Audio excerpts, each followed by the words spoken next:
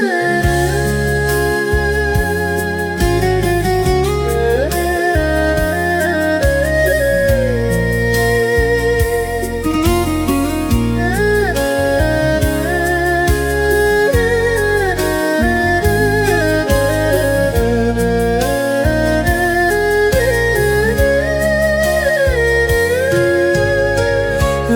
tình mấy xia chạm tay mang run nhẹ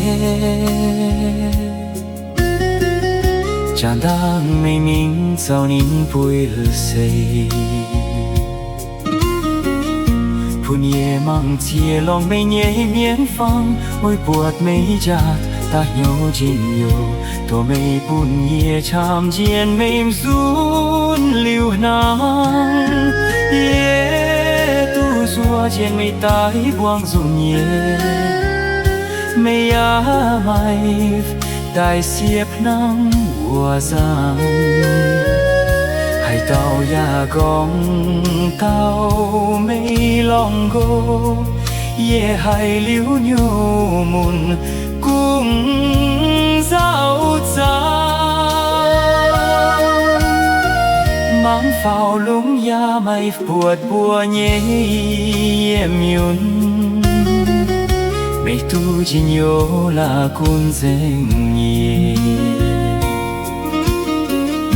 mây nhiều mây mai ye ye thế ye nhiều muốn nhẹ muội dù mây tiêu nhiều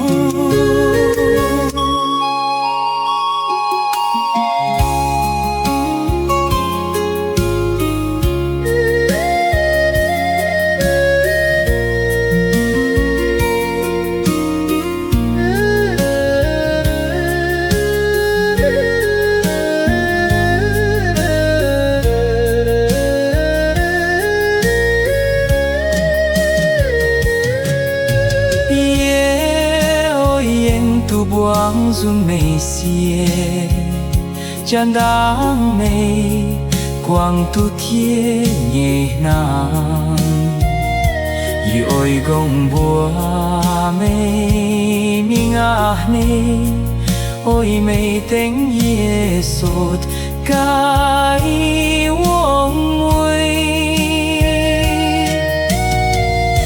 ôi mây trăng chia nhẹ ye liu yết say